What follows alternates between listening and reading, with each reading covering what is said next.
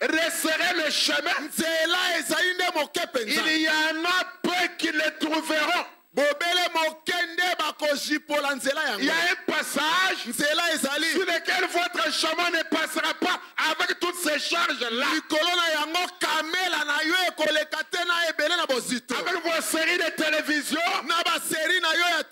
avec vos jalousies, les mensonges, les convoitises, la rancune, les critiques et toutes ces choses-là, votre chemin ne passera pas. Je peux voir un drôle de gars faire ses valises. Il se dégage lui-même. Il dit en effet, j'ai fait ma valise pour aller au ciel. Frère, je ne me surcharge pas pour aller au ciel. Pour aller au ciel, j'ai besoin de me décharger. Amen.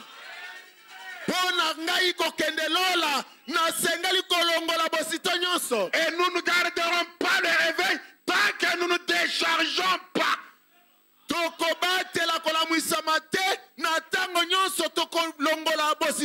Madame a dit, il y a un grand prix à payer. Nous devons nous débarrasser de beaucoup de choses.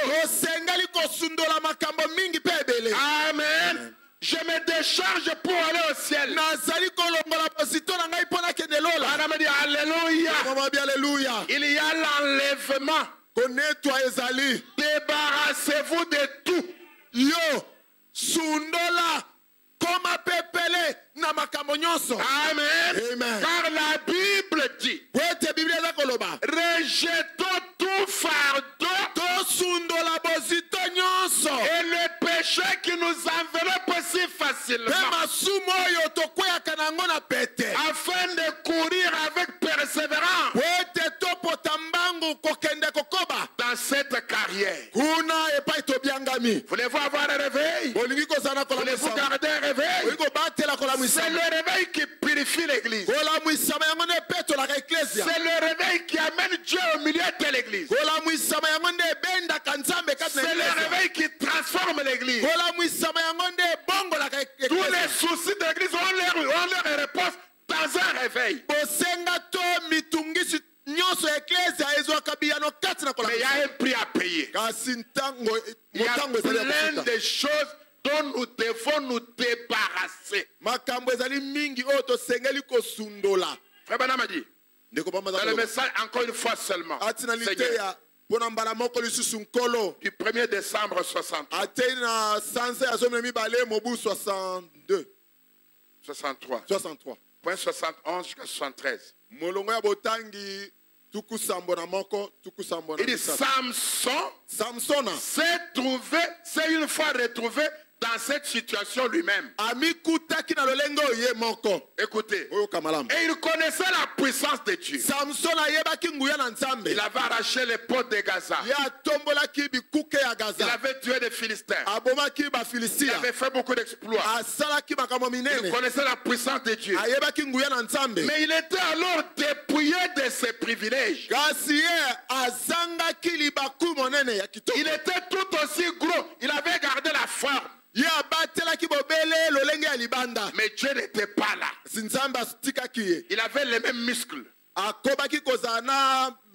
qui avaient transporté les portes de Gaza. Pour montrer que ce n'était pas les muscles, c'était l'esprit de Dieu. Les muscles étaient là. Mais quand Dieu s'est retiré, Samson devenait impuissant. Il n'avait aucune force. Mais Branham a dit, nous en avons beaucoup comme ça aujourd'hui, dont la force a été dépouillée, dont les privilèges ont été dépouillés. L'église est tombée en état de déchéance. Elle a perdu sa dignité. L'église qui devrait inspirer le respect. Qui devait inspirer la crainte.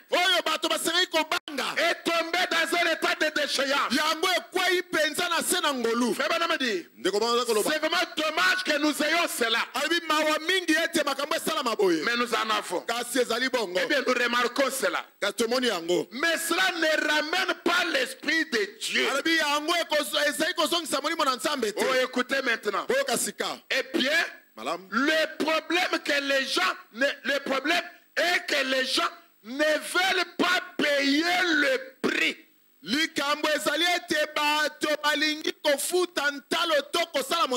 revenir à cela. Pour que l'église revienne à sa position. Qu'elle revienne à sa dignité. Que l'église inspire confiance. Il dit, je pense que Dieu demeure toujours Dieu comme il a toujours été. Mais le problème est que les gens sont tellement emballés dans le monde. Est-ce qu'on est ensemble? Les gens sont tellement emballés dans le monde. Et le monde les a envahis. Le monde a envahi l'église. Écoutez, qu'ils ont juste assez de religion pour se rendre misérables.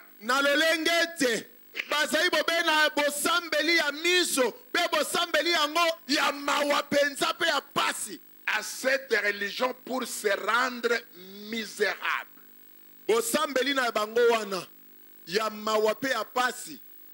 Ils n'en ont pas assez pour s'abandonner à Dieu. Et lui confier tout leur cœur. Ils n'ont pas ça. Ils ont seulement assez de religion pour se rendre misérables eux-mêmes. Oh mes frères et sœurs, vous en avez assez pour dire. Assez de religion pour dire. Oui, je vais à l'église. J'apprécie de bons cantiques. Et j'aime des applaudissements. Oui, j'aime cela, voyez-vous. Mais lorsqu'on en arrive à mettre en pratique ce qu'on dit croire,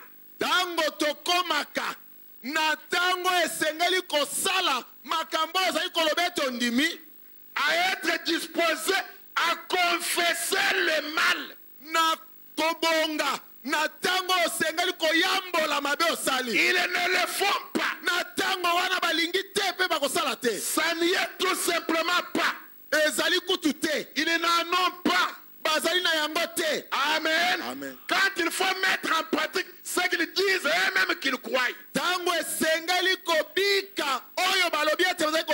Et être disposé à confesser le mal. Ils ne le font pas. Frère Branham dit, je vous dirai ça. Il dit, quelque part où j'étais parti, après avoir apporté la parole, j'ai vu des hommes et des femmes se lever et confesser qu'ils avaient tort et mettre leur vie en ordre. Il dit que c'est la preuve qu'un réveil était en cours. Amen. Et je suis votre pasteur, laissez-moi vous informer. Si vous vous êtes distrait, si vous vous êtes distrait, vous individus, il y a des hommes et des femmes qui sont en train de mettre leur vie en ordre depuis qu'on est dans ces réunions.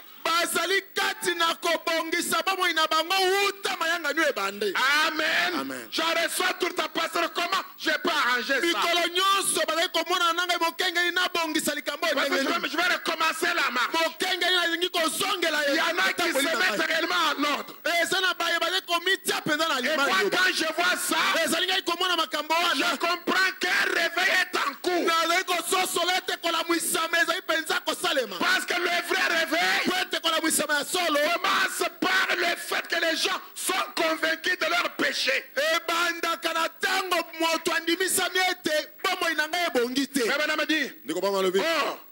Il s'agit d'une vraie conviction de péché.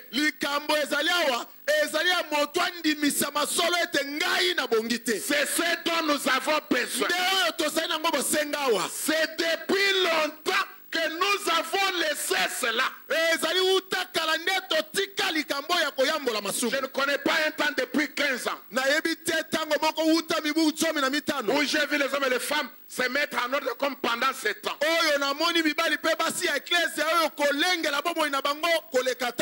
Et dans ma prière, j'ai dit merci Seigneur. Les conditions sont remplies pour un réveil. Pour un vrai réveil. Amen. Amen. Parce que Branham dit que le réveil, en réalité, ce ne sont pas des miracles. Les miracles suivent l'état d'âme de l'église.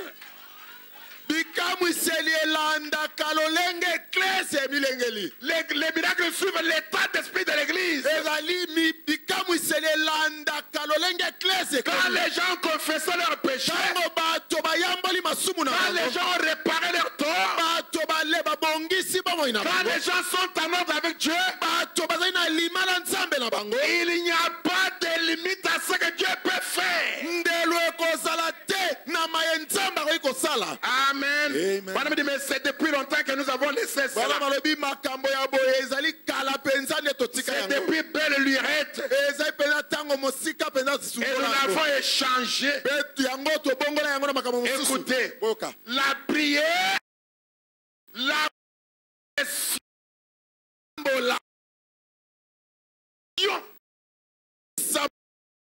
c'est pour être vaincu.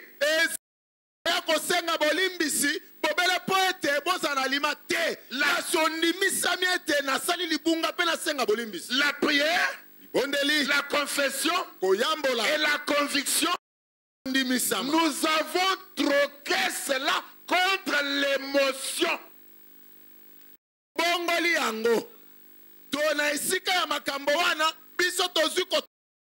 Contre les tremblements et les secousses et les sautillements.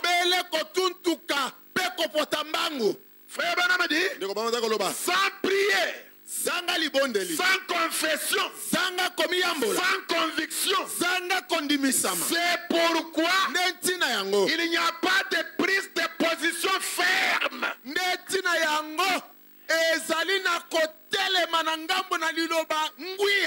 Vous ne voyez pas les gens qui deviennent stables après le réveil. Des gens qui tiennent ferme, qui ne reculent plus jamais. C'est pourquoi il n'y a pas de prise de position ferme. C'est parce qu'il n'y a rien là pour les faire tenir ferme.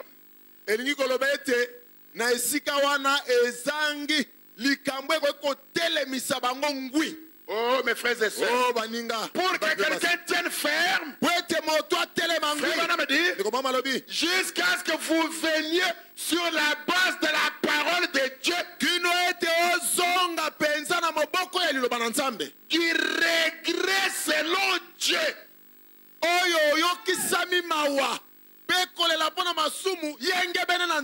Le regret de vos péchés.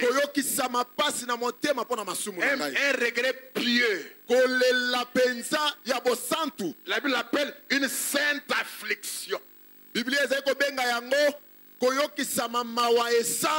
Vous sentez une profonde et sainte affliction dans votre cœur.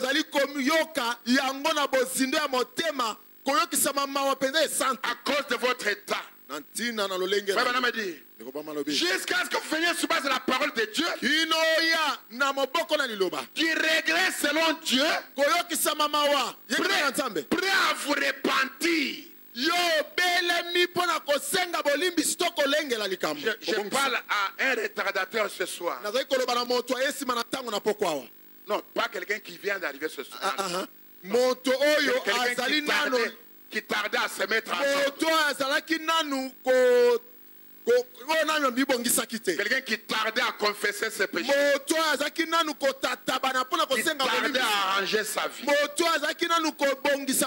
Frère Branham a dit, oh, prêt à vous repentir, à tout arranger, à faire ce qui est juste, prêt à vivre correctement. Je dis que mon sujet c'est il y a un prix à payer. Est-ce qu'on est ensemble? Il y a un prix à payer. Et c'est ça le prix à payer. Repentir de vos péchés. Mettre tout en ordre. Parce que le réveil doit purifier l'église. Et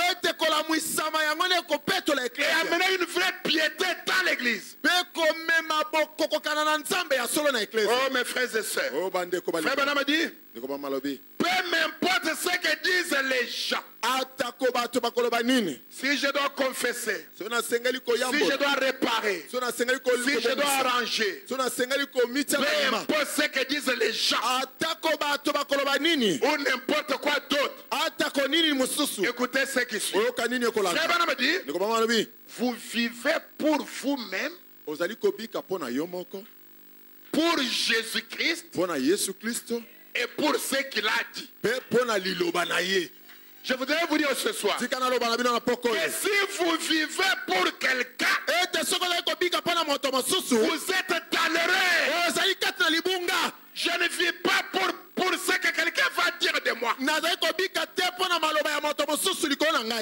vis pour moi, pour Jésus et pour sa parole, pour ce qu'il me demande de faire. Si vous pensez que je suis un païen, parce que j'ai confessé mes péchés, et que Jésus pense que je suis son fils, je me fous de ce que vous pensez. Je ne vis pas pour vous. Je vis pour mon âme, pour mon Dieu et pour sa parole. Oui, mes frères et sœurs, si vous devez vivre pour quelqu'un, vous ne vivrez pas du tout. Je me fais comprendre. Branham dit, vous ne vivez pas pour quelqu'un. Peu importe ce que quelqu'un peut dire, ce qu'il peut penser de vous. Même, c'est comme un histoire.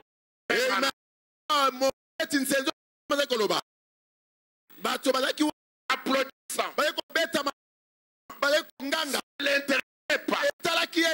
On a regard à c'est Dieu à l'aise. Et c'est monté jusqu'au balcon. La vieille et le balcon. Ça ne lui dit absolument rien.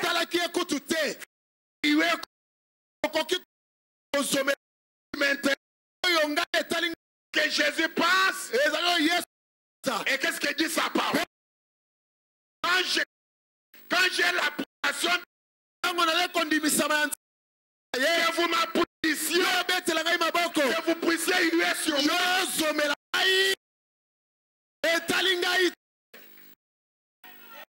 J'ai vu. Comprenez l'importance que les gens disent.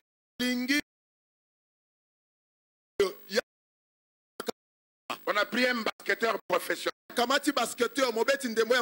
On lui a voilé les yeux. Et on a préparé un public. On a dit chaque fois qu'il va envoyer le ballon, quand ça entre dans le panier, vous faites oh, comme pour dire que ce n'est pas entré. Et le plus comme les yeux. Il envoie le panier.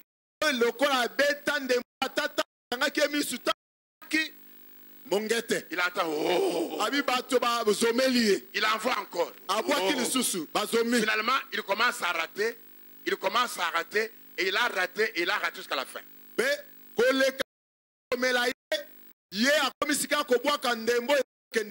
Mais maintenant, on prend un autre qui n'était pas un professionnel. Et on dit au public, même quand il rate, vous acclamez comme si il a raté. Et l'homme prend le ballon. Ça va à côté. Il envoie, ça va à côté. Il envoie, ça entre. Il envoie. Les vous conduire en bien, ça peut vous conduire dans le mal.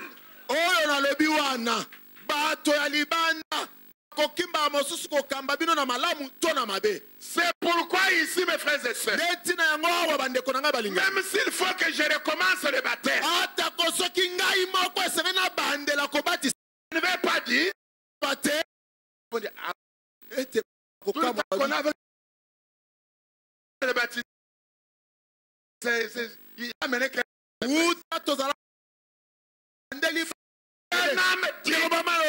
vous vivez pour vous-même, pour Jésus-Christ et pour sa parole. Je me fais comprendre. Oui, mes frères et sœurs.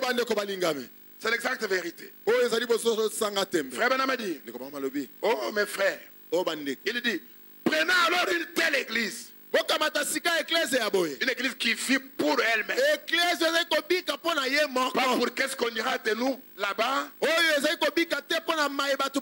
qu'on ira de nous au lycée. Qu'est-ce qu'on ira de nous aux Zoé. Qu'est-ce qu'on ira de nous tout ça. Non, nous vivons par rapport à nous-mêmes, par rapport à Jésus-Christ et par rapport à sa parole. Prenez une telle église qui revient. Il y a possibilité pour elle de revenir. Mais les gens ne sont pas disposés à faire ça. On doit être disposé à avoir un réveil.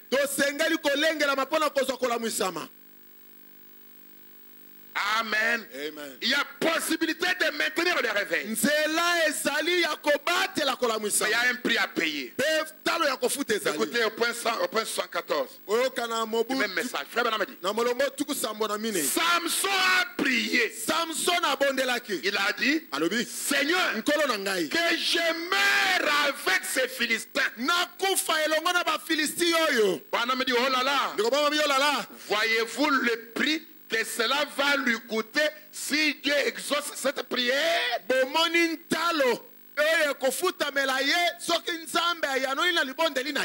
je meure avec les Philistins.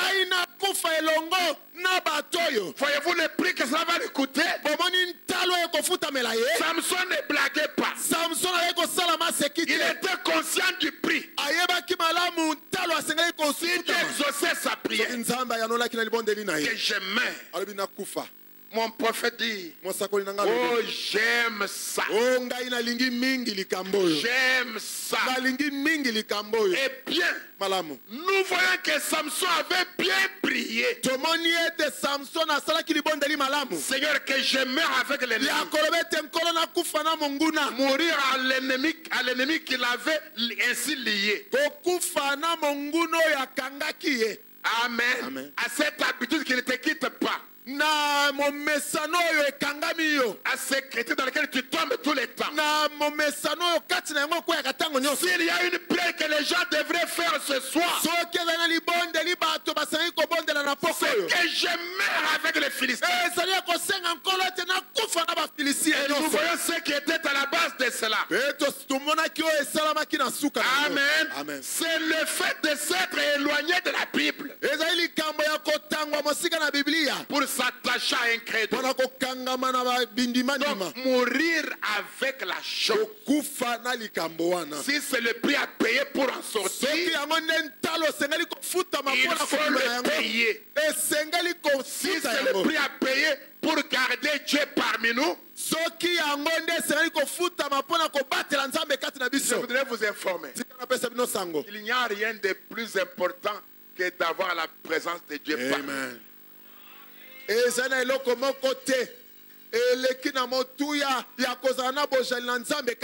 Sans sa présence, nous sommes foutus. Alors tout ce qu'il faut faire pour garder cette présence, s'il faut qu'on se moque de moi. Une fois, quelques frères disaient, ils avaient leur campagne, et ils ont trouvé que pour faire bien leur campagne, ils devraient m'insulter. Ils ont dit non, le ministère Goshen c'est quoi? Ça n'existe pas. C'est diabolique, ça, tout ça. C'est diabolique, c'est sur les médias. Et les médias sont venus me voir. Je me dis, mais qu'est-ce que tu penses de ce qu'on dit de toi? Ma réponse les a désarmés. Je leur ai dit, moi, mon souci, c'est gagner les âmes. Et je sais qu'il faut la campagne pour gagner les âmes. Et si pour gagner une âme, il faut m'insulter. Qu'on m'insulte, qu'on gagne une âme, est-ce qu'il y a un problème? Est-ce qu'il y a un problème? Amen. Alobiso kipo ete moto andima nkolo esengeli ngai na fingama ngai na ndimi yango na fingama ezali kambote. Moi je suis qui pour qu'on ne m'insulte pas. Ngai na zali nani po ete na fingama te. Si pour gagner une âme il faut qu'on m'insulte. Insultez-moi, gagnez autant d'âmes. Insultez-moi davantage, gagnez autant d'âmes. Soki po ete moto andimela nkolo esengeli na fingama kasi bato babika. Mais si j'avais dit, c'est comme ça qu'ils m'ont traité. D'ailleurs, j'aurais joué le jeu de l'ennemi. Et le jour où ils finissaient leur campagne, je suis arrivé à leur campagne avec mon équipe. Ils étaient troublés. Ils nous font asseoir ici, c'est pas honorable. Non, asseyez-vous ici pour être honoré. On nous assoit là-bas, ils savent qu'ils ne sont pas honorés. Ils nous lèvent, asseyez-vous ici. Je les regardais comment ils s'agitaient. Est-ce que je me fais comprendre? Il y a toujours un prix à payer. Et s'il faut les payer, payez-les.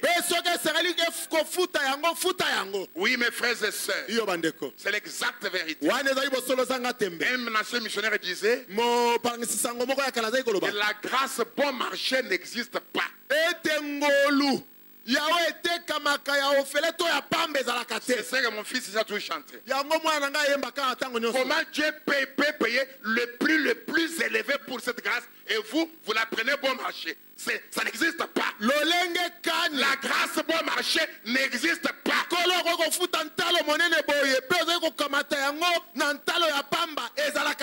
Le salut est gratuit.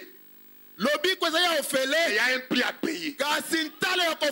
Nous devons nous débarrasser de bien des choses. Est-ce qu'on est ensemble? La grâce a été donnée, mais elle n'est grâce que pour celui qui la reçoit comme grâce. Est-ce que vous allez recevoir la grâce comme la grâce et aller au bar? Même Paul a demandé, allons-nous demeurer dans le péché afin que la grâce de Dieu aborde? Réponse, loin de là. La grâce bon marché n'existe pas. Elle a coûté cher à Dieu lui-même. Il a payé le prix de la vie de son fils unique. Amen. C'est pourquoi ma vie doit être à la hauteur du prix qui a été payé. Amen.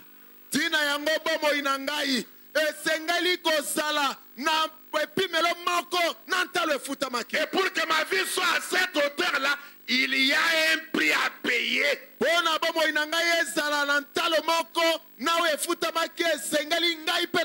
Il y a des sacrifices à faire. Il y a des privations. Amen. Ce qui plaît à tout le monde peut me déplaire. Et on peut se moquer de moi. Et j'accepte. On peut me traiter de démodé. Tu n'es pas un garçon comme sont les garçons. Oh mes frères et sœurs, nous avions un frère en Bujumaï. Je crois qu'il s'est marié vers 50 ans. Mais pendant tout ce temps, même dans l'église à Goshen, pasteur, regardez bien. Est-ce qu'il est comme sont les hommes? Même dans l'église. Mais quand son temps est arrivé, il se marie le même mois sa femme enceinte. Les gens ont commencé à confesser. Pardonnez-moi, j'avais pensé que tu n'étais pas. J'avais pensé que tu n'étais pas. Qui vous permet de penser comme ça?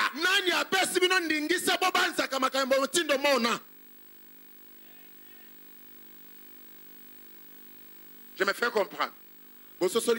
Si ce frère voulait vivre par rapport à ce que les gens disent, il aurait voulu prouver. Je vais le prouver. Et en prouvant là, il s'éloigne ou il s'approche de Dieu. Et c'est tout ce que le diable cherche. Vous coupez de la connexion avec Dieu.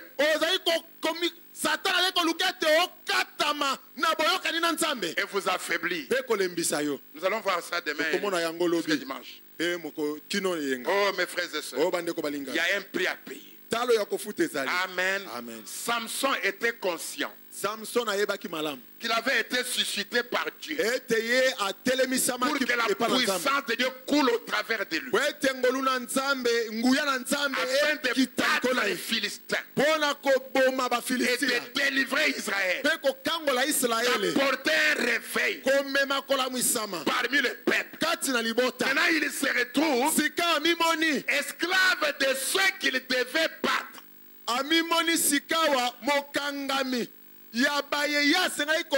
Alors il dit, alors autant mourir. Je voudrais te dire ceci, Goshen. C'est comme ça que moi je comprends les choses. Dieu ne suscite pas une assemblée ou une église juste par besoin de susciter une église. Moi je ne crois pas comme ça. Dieu ne suscite pas Goshen parce qu'il n'y avait pas d'assemblée. Il y avait beaucoup d'assemblées. Il y en a et il y en aura encore.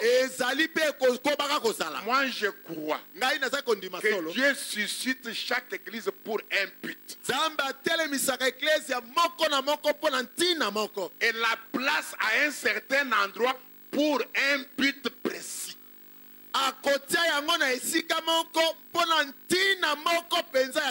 Moi je crois que ce n'est pas par hasard que nous sommes ici. Goshen n'est pas né pour avoir une église de trop. Ou pour avoir une église de plus. Dieu n'en avait pas besoin. Je me fais comprendre. Dieu n'avait pas besoin d'une église en plus. Ou d'une église de trop. Mais Dieu a un but précis. Dieu a un objectif. Mon prophète dit qu'il n'y a pas de hasard devant Dieu. A un but. Toi tu es ici pour un but. Tu ne devais pas être ailleurs. Ta place est ici pour jouer un rôle, pour un but précis. Pour accomplir ce but-là, il y a un prix à payer. Amen. Oui, mes frères et sœurs, il y a un prix à payer. Je ne vais pas créer. Il y en a à peu près en l'an 2000, on avait plus de 400 assemblées ici à Kinshasa. Maintenant, je ne sais pas si c'est 1000 ou combien. Et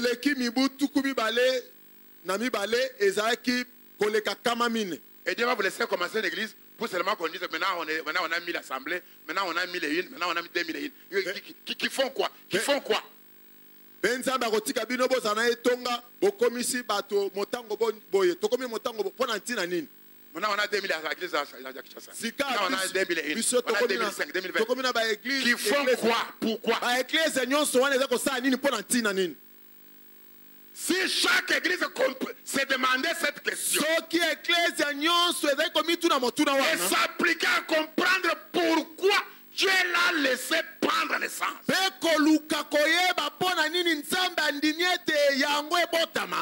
travailler dans ce but-là.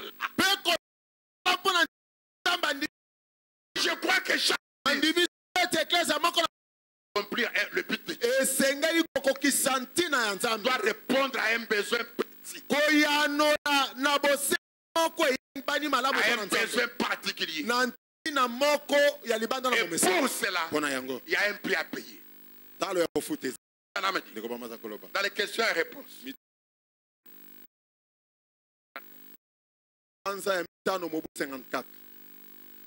Point 10, deuxième partie. Frère Branham a dit, eh bien, ne voudriez-vous pas tous vrai? Qui le voudrait? Il y en a qui ne le veulent pas.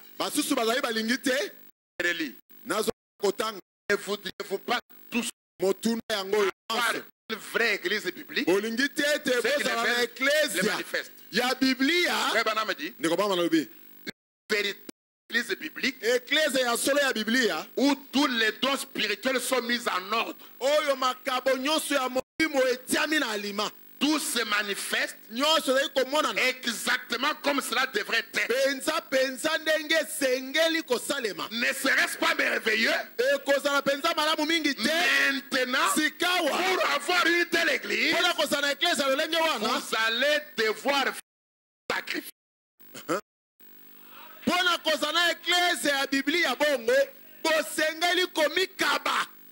Vous devez faire des sacrifices.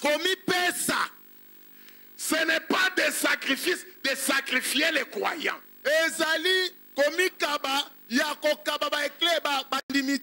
Non. Ce n'est pas celui du sang. Le sacrifice du sang, Dieu en a déjà payé un entièrement suffisant. Celui de la croix suffit. Et pourtant, pour avoir une telle église, vous allez devoir faire un sacrifice. Il dit ceci.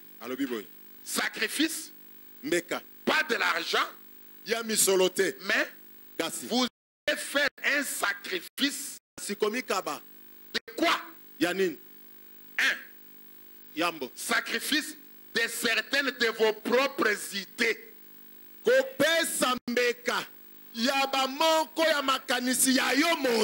qu'on est ensemble? Là où vous pensez comme ça, Dieu pense comme ça. Vous laissez ce que vous pensez, vous prenez ce que Dieu pense. Est-ce que nous sommes ensemble?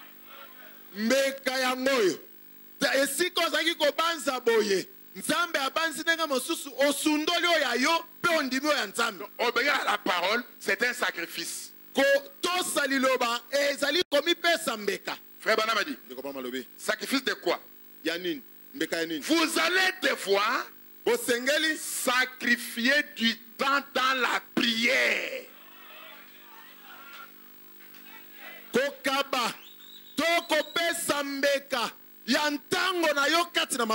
Vous voulez une vraie église et vous dormez? Vous ne voulez pas prier? Non. Non. Il y a un prix à payer. Il y a un prix à payer. Vous renoncez à vos idées. Et même vous sacrifiez votre temps dans la prière. Je vais vous en parler, je ne sais pas, demain ou après-demain. Quand le réveil d'Azusa a eu lieu, ce réveil a duré 3 mois. Peut-être que vous ne vous êtes pas informé. 3 mois de réunion, 24 heures sur 24 sans stop. Mayangani et bandi. Je répète. 3 mois de réunion. Mayangani. 24 heures sur 24 sans arrêt. Mayangani et Salami. Maintenant, je vous pose une question. Mokolo mobi sans amisat. Maintenant, je pose une question. En ce temps-là, les magasins étaient devenus quoi? Natango wana magasin komaki nini? Et aujourd'hui, Riazusa, ils ont dû payer. Ils ont fait des sacrifices. Les magasins fermés. Les bureaux séchés. Est-ce qu'on est ensemble? 3 mois de réunion. 24 heures sur 24.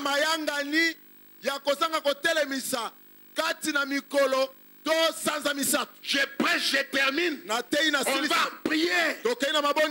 On prie. Oui, Dieu touche Élisée. Ou Étienne. Ou Ézéchiel. Ou je ne sais pas quel ministre. Il prend la Bible. Il donne le message. L'église prie. Puis on s'assoit. Pas de programme. On est ensemble. Pas de programme humain. Un ministre se lève, il la Bible. Il exhorte, on prie. Il descend, guéri, rempli. Pendant que ceux qui étaient là sont en train de sortir, d'autres sont en train d'entrer. L'église était ouverte 24 sur 24. J'ai fini mon message. 3000 personnes viennent d'arriver. Ils vont entrer sans écouter la parole. Non, Ézéchiel prend la Bible. Il exhorte, on prie. Pendant qu'on termine, les trains arrivent. Avec d'autres qui viennent de bas Congo. Ils sont en train de créer un réveil en face de Fikine. Là, il n'y a pas moyen. Et ils descendent ici. Et moi, je viens de terminer. Ce n'est pas moi qui vais rentrer à la chaîne. Dieu touche notre ministre. Il donne la parole. Il guérit les malades. Dans le Saint-Esprit. J'ai dit 24 heures sur 24 pendant 3 mois. Nalobi malamu.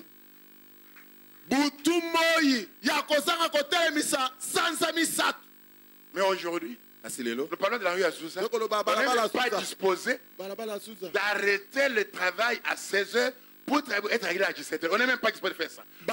Comment on va fermer? Pour libérer le frère qui travaille pour vous. Qu'il vienne aussi à la réunion. Les frères préfèrent travailler chez les païens au lieu de travailler chez les frères. Non.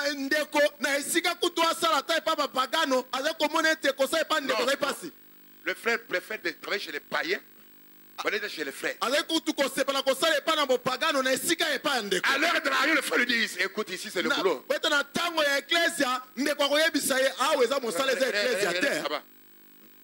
Reste là-bas au boulot. Lui-même arrive en retard. Il empêche celui qui va arriver à temps d'arriver. Et vous voulez avoir un réveil sans sacrifice, sans un prix à payer. Si vous vous intéressez aux affaires de Dieu, Dieu s'intéressera à vos affaires. Oui, mes frères et sœurs. Quand vous devenez sérieux avec Dieu, Dieu devient sérieux avec vous. 3 mois, jour pour jour, avec William Seymour et tous les anciens pionniers. Ils étaient là, le temple ouvert. Ça a commencé dans la maison d'un frère. Ils étaient 2, puis 5, puis 7, puis le salon était plein. salon etondi. Puis les gens venaient dans la parcelle. La parcelle devenait petite. Ils cherchent, ils trouvent une vieille église apostolique abandonnée en bois. C'est là qu'ils vont sur la rue Azusa. Ils réflexionnent sur le temple. La première réunion, Dieu fait exposer le Saint-Esprit. Et le temple reste ouvert. On n'a pas eu le temps. On sortait, on nettoie. Pas question de nettoyer. Les gens ne viennent qu'entrer. Ils viennent, certains sont dehors. Les uns sortent, les autres entrent. Les temples ouverts 24 sur 24. Pendant 3 mois. Pour qu'on puisse dire aujourd'hui le jubilé de la rue d'Azusa. Vous dites seulement ça comme ça. Et vous pensez que c'était facile. Vous ne pouvez pas fermer votre petit affaire. Vous pensez que parce que vous vendrez jusqu'à la nuit, alors que vous avez beaucoup d'argent. Je ne dis pas ce que vous devez faire, mais quand vous payez le prix pour un réveil, soyez disposés de le payer. Parce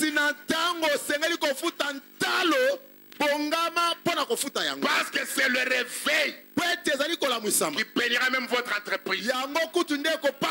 C'est le réveil qui fera tomber la pluie sur tes affaires. La Bible dit, c'est la bénédiction de l'Éternel. Elle ne vous donne pas d'argent. Et il vous bénit. Et sa bénédiction vous enrichit. Et je vous ai toujours dit, la bénédiction est une parole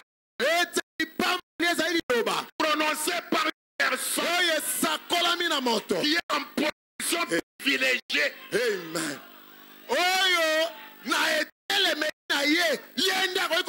Devant Dieu face à vous. Amen.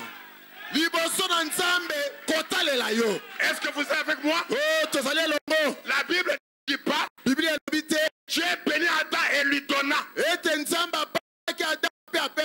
Dieu bénit et dit. Isaac bénit et dit. Chaque fois qu'on a béni, on n'a rien donné. On a seulement parlé. Et celui à qui on parle, c'est parole. Et il se laisse influencer par elle. Et cela l'accompagne. Oui, mes frères et sœurs. Noé maudit son fils et dit. Noé n'a pas arraché le champ de Cam. Le champ. Il n'a pas arraché les vaches de Cam.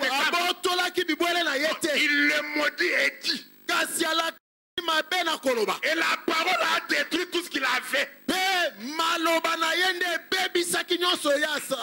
La malédiction est une parole. La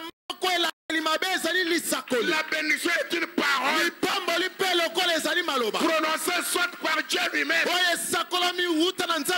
soit par quelqu'un qui occupe dans votre vie.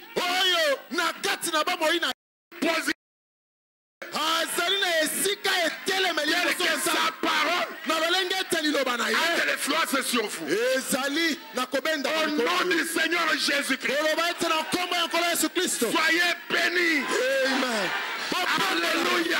Amen. Oui, mes frères et sœurs, c'est la vérité. Je crois de tout mon cœur que ce réveil, comme je l'ai dit au commencement, changera toute votre situation. C'est l'exacte vérité. Mais vous aussi, vous devez en payer le prix. Vous devez faire les sacrifices. Moi, j'ai fait les miens. Depuis qu'on a commencé, je ne dis pas souvent ça, mais il faut que je le dise quand même. Je ne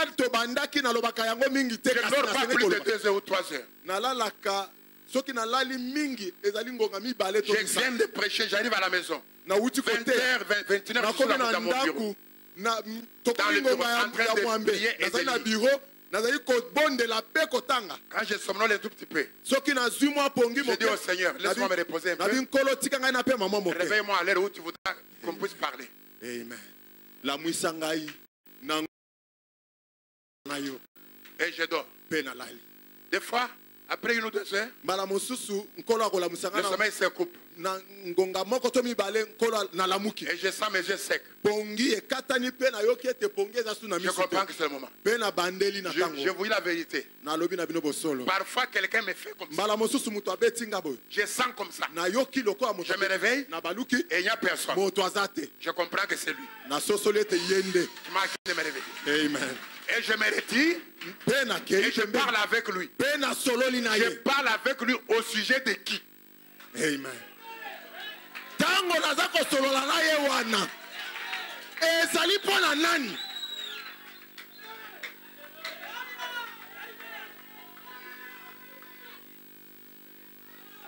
Mes frères et sœurs, je sais de quoi je parle. C'est quoi Branham a dit. Il est inutile de demander à Dieu des choses et de ne pas travailler dans ce. J'essaie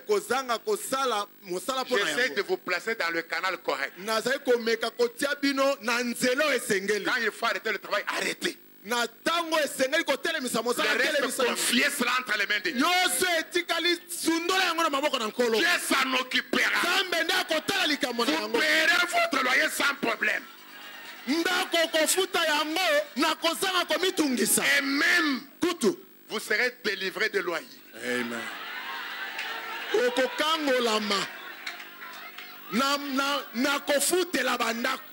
vous dis que je connais le nombre de parcelles que j'ai demandé à Dieu pour cette année. Amen. Je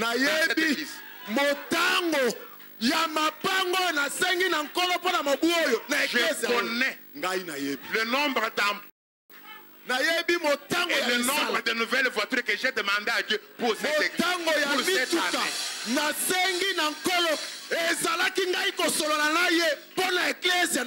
Ceux qui sont les plus sensibles, ils s'en emparent. Ils s'en emparent. Ils les possèdent. Parce que moi je ne peux pas dire Seigneur bénis Adéliab et bénis prochainement Adèle Gédéon. Je ne peux pas dire ça. Moi je vous mets tous sur le même pied. J'ai pris pour vous tous. Et Dieu voit celui qui est le plus flexible. Amen. Ngai liboso na nkolo banso bozana molongo moko penzamba leko mona oya zaiko wela lipamboli. Amen. Amen. Frère Benham dit, il y a un prix à payer. Si c'est le sommeil, je paye. Même si la tête commence à me faire mal, je paye. J'ai payé avec la douille, j'ai prêché avec la douille ici. J'ai prêché ici avec une voix presque partie. J'ai dit, Seigneur, si tu veux qu'ils entendent, ouvre-la. Qu'elle se bloque après, mais pendant que je prêche, qu'elle s'ouvre. J'ai prêché ici fatigué. Je vous dis la vérité. Élisée là me disait, est-ce que tu penses qu'on ne voit pas quand tu trébuches à la terre là? Tu penses qu'on ne voit pas? Mais je vais faire quoi? Si c'est le prix à payer, je dois le payer.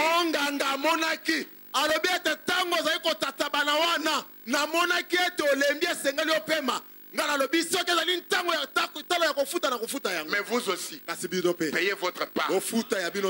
Débarrassez-vous du péché. Répentez-vous. Confessez les péchés. Réparez vos torts.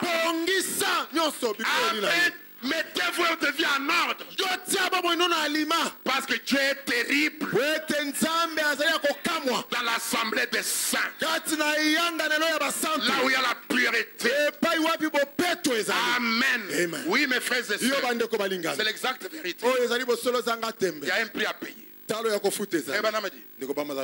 Il dit, vous devez payer peut-être de votre entêtement. Vous devez payer, sacrifier votre entêtement. Osengeli kofuta ntalo wana ezali yo kosundola matoi mangongi to moto makasi na yo. Votre entêtement vis-à-vis de Dieu. Moto makasi na yo kotalela Nzambe. Vis-à-vis de votre mari. Kotalela mobali na yo. Vis-à-vis de vos parents. Kotalela baboti na yo. Brisez votre entêtement. Kobuka moto makasi na yo. Vous brisez dans l'humilité. Kobuka ma na se na komikitisa. Vous allez devoir, toute l'action chrétienne, c'est le sacrifice. Alobi. Toute l'action chrétienne. Bo Kristo na mobimba na yango ezali komikaba. Komi tumbambeka. C'est le sacrifice. Ezali komi pesambeka. La Bible dit que celui qui veut me suivre, il renonce à lui-même. Il se charge de sa croix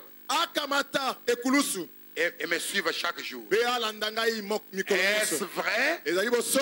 Écoutez la question. Combien de fois devez-vous faire le sacrifice?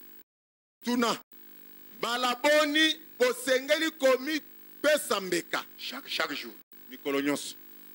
Chaque jour.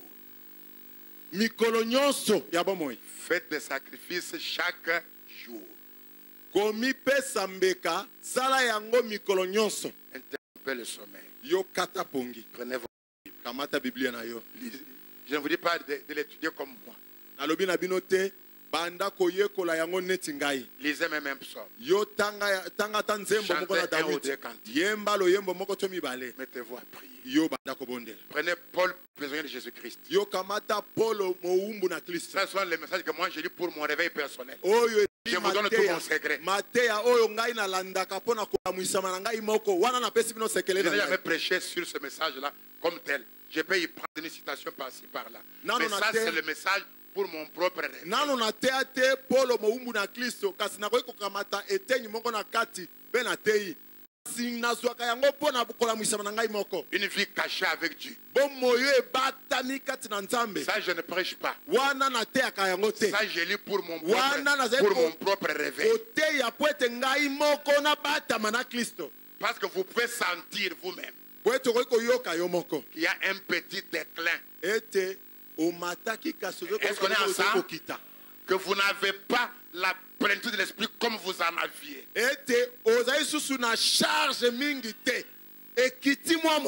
Ça peut arriver par les circonstances de la vie.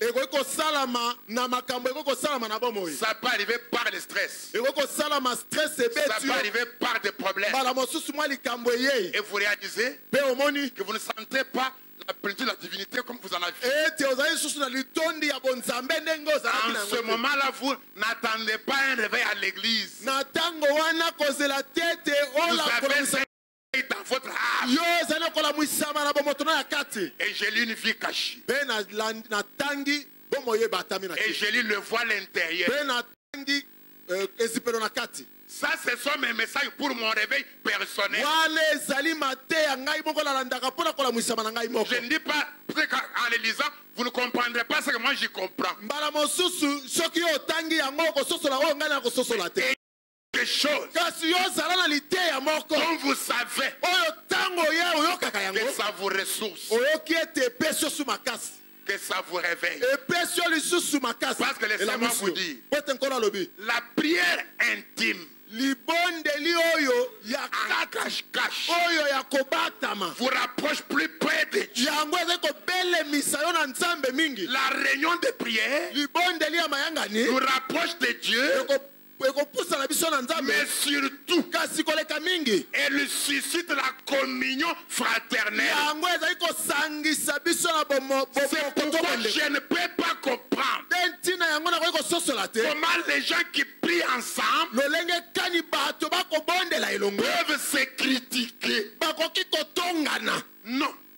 La Bible dit, là où 2 ou 3 sont réunis à mon nom, Dieu descend. Et quand Dieu descend, il est amour, il est paix, il est joie. Comment Dieu est amour peut descendre?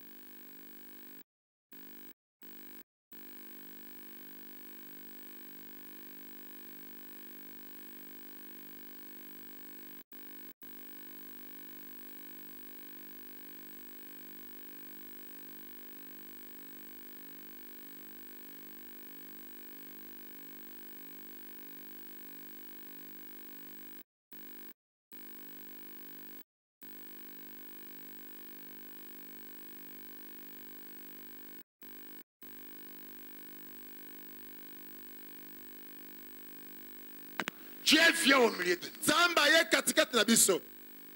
J'ai aidé beaucoup de foyers comme ça.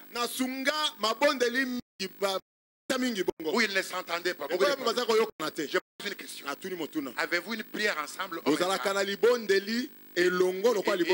Ils n'ont jamais. C'est là votre problème. Allez, maintenant, chaque jour, réveillez-vous.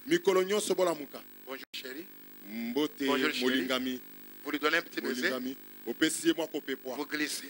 Vous vous mettez à genoux devant votre lit. Vous lisez un verset. Vous chantez ensemble les cantiques. Commencez à prier le Seigneur. Chaque fois que Dieu viendra, il sera un peu d'amour, un peu de communion. Il vient encore demain. Il vient encore demain. Il vient encore demain. Et la communion, elle grandit, elle grandit. Jusqu'au point où vous allez commencer à vous demander, mais tous ces temps, on s'est disputé pourquoi? Vous ne voyez même pas pourquoi vous êtes disputé tous ces temps. Seulement ça.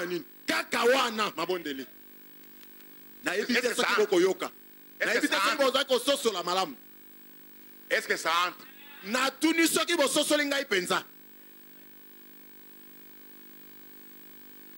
Ma mère me donnait un vieil adage quand j'étais enfant. Elle me disait, quand celui qui a ses parents reçoit le conseil de ses parents, toi qui es orphelin, tu vas attendre que qui vienne te conseiller. Le conseil qu'on donne là, prends-le aussi.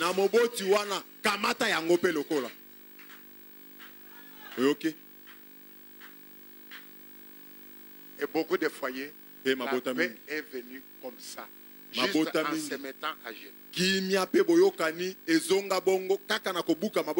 frère me dit, mais comment je veux dire bonjour? Elle était partie où pour que je dise bonjour? Je dis, je vais te dire où elle était partie. Est-ce que tu sais que tu peux te réveiller et elle n'est pas là?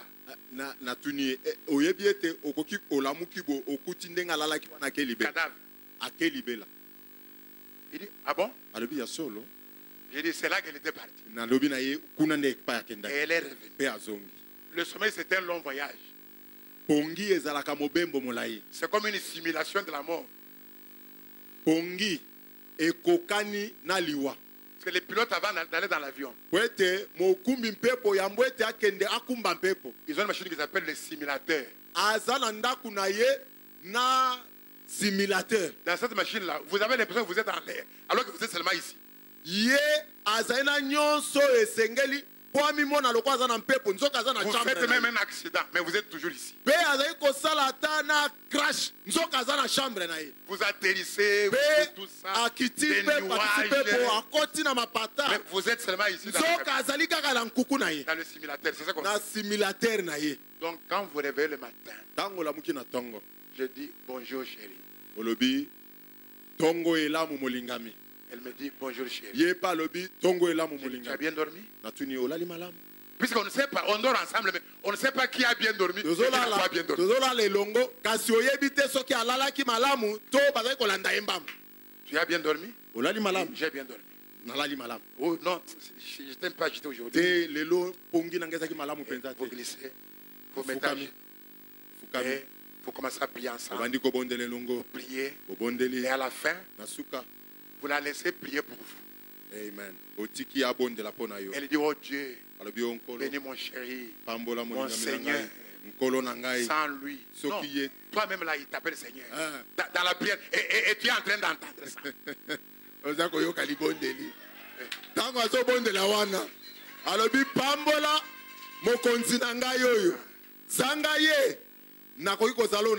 C'est lui mon père. C'est lui ma mère. C'est lui mon Dieu sur terre. Toi tu es mon Dieu au ciel. C'est à lui. Tu m'as dit que tous mes désirs se tournent vers lui. Oh Dieu, bénis-les. Donne-moi la grâce de le servir, de faire sa joie. Et je suis en train d'entendre ça. Et en train de dire Amen. Amen. Amen. Amen. Amen. Puis elle termine. Je commence aussi à prier pour je dis, oh Dieu, quelle merveilleuse créature tu m'as donnée. Tu aurais fait une erreur en ne créant pas une telle femme.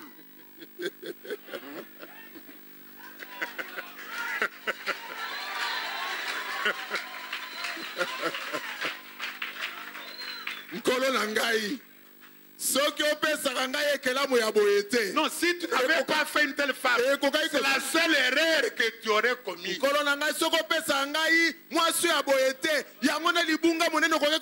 Combien tu es merveilleux. Sans elle, que serais-je devenu? Et elle est en train d'entendre. Et puis après, on dit Amen. On s'embrasse encore. Si je veux continuer de dormir, elle va faire ce qui passe. Si je vais aller au sport, je vais aller au sport. Faites comme je vous dis là. Tous vos problèmes seront réglés.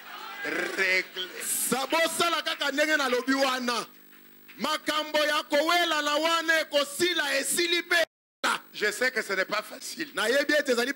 Parce que même un ami pasteur m'a dit. Vos histoires de chérie là. Est-ce pas penser? Elle va penser comment?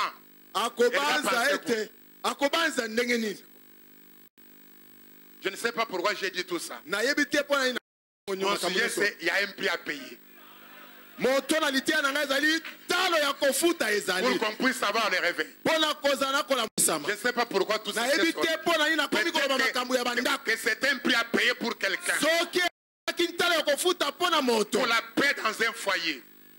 Pour la paix dans un foyer. Vous devez payer ce sacrifice. Et le payer chaque jour. Dans le message Docteur Moïse, il dit ceci. Au point 27. Le 14 janvier 55. Il dit pendant que l'église s'endort depuis si longtemps, pendant que votre église ne connaît pas de réveil, que le pasteur se tient juste avec un sermon froid. Si je cite quelqu'un, on va dire il a cité quelqu'un. Je parle seulement du pasteur. Je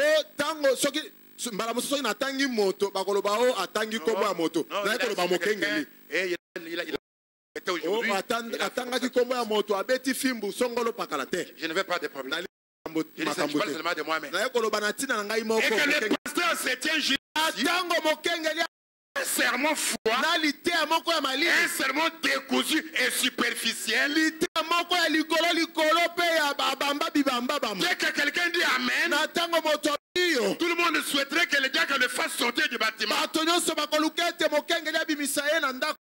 vous avez l'église, il viendra active. Amen. Oh, alors, laissez Dieu envoyer une fois son homme là-bas. Observez ce qui arrivera. Les feux du réveil reviendront une fois sur l'autel. Amen. Nous avons besoin que les feux du réveil reviennent sur l'autel. Les feux, écoutez. Les gens seront en train d'implorer la miséricorde pour leurs âmes.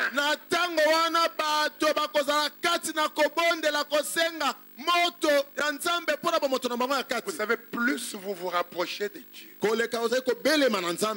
plus vous vous... Amen. Ça c'est important. Plus vous vous approchez de Dieu. Si vous tentez de... Il y a... J'en ai fait l'expérience moi-même. J'arrange ceci. Je pense que maintenant je suis au top. Dans ma jeunesse, dans ma tribulation de la foi. Oh, je suis au top. Demain, la parole sort et me remet à zéro. Je travaille. Je me mets à la hauteur. Demain, la parole sur me remet au celui qui m'a aidé à rester dans le message jusqu'aujourd'hui, c'est le passé Léonard Kayumbi. Je suis allé le voir pour dire au revoir. Si vous ne me voyez plus dans votre église, j'ai compris que je ne suis pas fait pour ces choses. Il dit, qu'est-ce qui se passe? Il dit, chaque fois que je pense être à la hauteur, on me remet à zéro. Et je me vois même pire qu'avant. Je vais y arriver quand? Alors je ne suis pas fait pour ça. Il m'a regardé avec les yeux d'un vieux sage. Il a souri. Il me dit, mon ami, tu es sur la bonne voie. C'est la preuve que tu avances. Amen. Il me dit, écoute, tu as une robe blanche, mais elle est sale. Quand tu es dans les ténèbres, tu penses qu'elle est propre. Plus tu avances vers la lumière, tu vois une tache. Tu avances encore. Tu avances encore une autre. Plus tu avances. Et quand tu seras dans la lumière, c'est alors que tu te rendras compte que la robe était entièrement sale. Et Esaïe 6 me fait. Esaïe vit une grande vision. Il avait grandi sous une bonne influence. Il n'avait menti. Il n'avait jamais commis adultère. Il n'avait jamais bu. Il n'avait jamais rien fait de tout ce que nous avons fait. Mais quand il a dit Dieu sur son trône, avec les bandes de sa robe qui remplissaient le temple. Et j'ai dit, malheur à moi. Je suis un homme aux lèvres impies. Et j'ai vu parmi les gens de l'œuvre impies. J'ai vu Dieu, je vais mourir. C'est que ses lèvres étaient tous étant impures, mais il ne les savait pas jusqu'à ce qu'il soit dans la présence de Dieu. Amen. Elingi kolobete tango nyonso ekobika bomo ya malamu wana bibebu na ezaki ya mbindo kino ayeko yeba yango kaka na bozai na nkolo. Est-ce qu'on est ensemble? Amen. Oui, mes frères et sœurs. Les fêtes de réveil viennent. Et les gens implorent la grâce à la miséricorde. C'est pourquoi souvent je n'aime pas prier avec les frères. J'aime prier seul. Je vais vous dire pourquoi.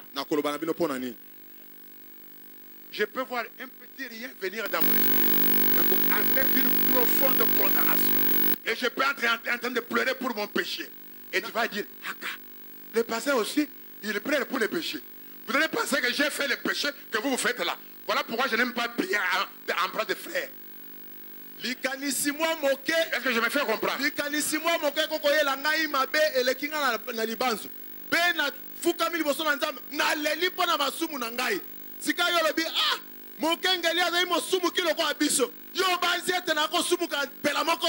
Peut-être que j'ai prié 5 heures. Maintenant je commence à prier 30 minutes. Ou 20 minutes, fatigué. Et puis, pendant que je suis devant Dieu, cela me vient. Je n'ai pas prié pour tel. Je n'ai pas fait ceci. Je n'ai pas prié pour cela. Et je sens une profonde conviction, comme si j'ai le péché bon entier. Et je pleure devant Dieu. Et je lui dis, pardonne mon péché, oh Dieu. Je suis un homme impie. Et toi, tu es là en train de dire, ah, alors nous sommes tous les mêmes. On fait les mêmes péchés. Et tout ça, ainsi de suite.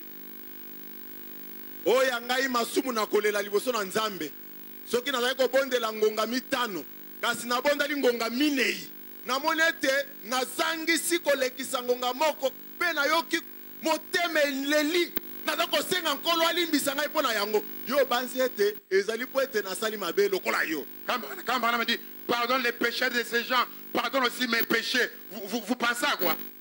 Tango ne kobama bi limbisa masumu ya bato pe limbisa masumu na ngai ozoko banza ni vous pensez à quoi?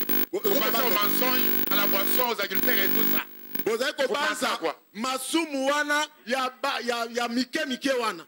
Parfois, il prie seulement pour s'identifier à vous. Amen. Et je me fais comprendre.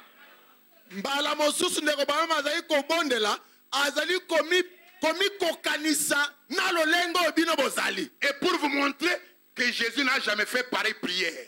Pona kotalisa bino ete nkolo ye moko na bondela bongo te. Amen. Il y a une différence. Amen. Amen. Bokese ezali kati na nzambe na mosakoli na ye. Parce que même ceux qui adorent Abraham, il adore pour rien. Jésus n'a jamais prié, oh, pardonne mes péchés. Il n'a jamais dit ça. Mais même pour faire semblant, il n'a jamais fait une telle prière. Yesu, nanu asenga bolimbisi ya masumu na yete.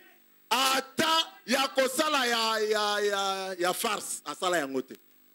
Oh, mes frères, Frère Banam me dit, écoutez, les feux du réveil reviendront une fois de plus. Les gens seront en train la miséricorde pour leurs âmes. Les sont ceux qui se répandent le plus profondément. Boyoka. Basantu ezali ba oyo balelaka na bozindo pona masumu na bango. Frère Banam dit, quand les feux du réveil viennent, les vies des gens sont redressées. Les guérisons auront lieu dans l'église. J'ai reçu des témoignages. Une sœur qui est venue de Bandundu avec des tumeurs, des myomes et tout ça. On devait l'opérer. Elle avait remis l'opération pour après la semaine des réunions de réveil. Après la réunion dimanche, elle est allée lundi pour un contrôle en vue de l'opération. Et me laissons dit, madame, tu peux aller en paix.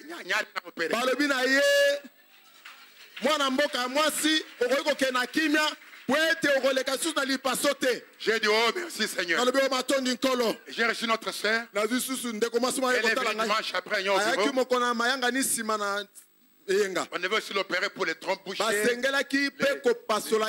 les kystes aux ovaires, des choses comme cela. Une jeune fille de 27 ans. Et quand elle est partie lundi pour les contrôles pour l'opération, j'ai prié pour elle dimanche après. Et mes soeurs ont dit, mademoiselle, il n'y a rien à opérer. Tout est comme jamais auparavant.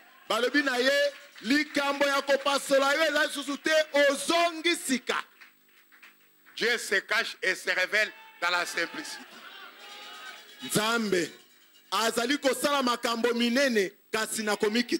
Et quand les feux du réveil reviennent, les gens implorent la miséricorde. Les vies des gens sont redressées. Les guérisons auront lieu dans l'église. Les signes et les miracles commenceront à arriver. Pas arriveront, mais commenceront à arriver. Ça veut dire, ça va continuer. Frère Banam dit, car là où est Dieu le créateur, la nouvelle création s'opère. La nouvelle vie se manifeste. Le nouvel espoir naît. Ceux qui étaient désespérés reçoivent un nouvel espoir. Je vais arrêter parce que je ne sais pas pourquoi j'ai pris trop de temps. Frère Banam me dit, tout arrive quand Jésus arrive. Amen. Et il signe. Ça a toujours été ainsi. Mais pour y arriver, il y a un prix à payer. Pour quelque temps, fermez-moi les portes. Je ne vous retiendrai pas longtemps. Je veux que chacun laisse son cœur parler à Dieu. Le cœur peut parler à Dieu pendant quelques minutes, plus que la bouche ne le ferait dans autant d'heures.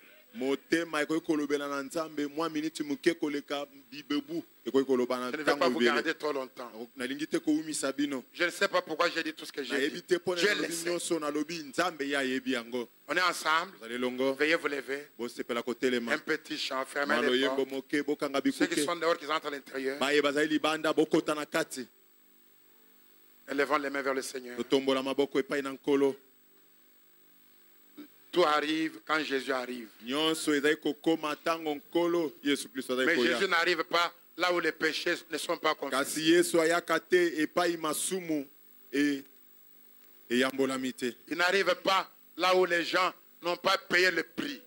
Akomaka te epai wapi bato bafuti ntalo te. Là où les gens n'ont fait aucun sacrifice. Epai wapi bato bamikabi mbeka te. Donnez-nous un chant, levons les mains. Et que chacun parle, laisse son cœur parler à Dieu. Seigneur Dieu, encore une fois, donne-moi de la force que je mets au mensonge, aux critiques, à la médisance, que je meurs à la paresse, que je meurs à l'égoïsme, que je puisse te donner mon temps, le temps de la prière, que je brise mon entêtement, que je change mes idées contre tes idées. Donne-moi de payer le prix pour garder le réveil. Parce que quand il y a le réveil, les vies se redressent. Les gens implorent miséricorde. Les guérisons sont dans l'église. Quand Jésus est là, tout peut arriver. Quand Jésus est là, oh Dieu, laisse-moi payer le prix. Le maître là qui t'appellerait, viens donc ô péché, réponds à sa voix fidèle, c'est ton Dieu, c'est ton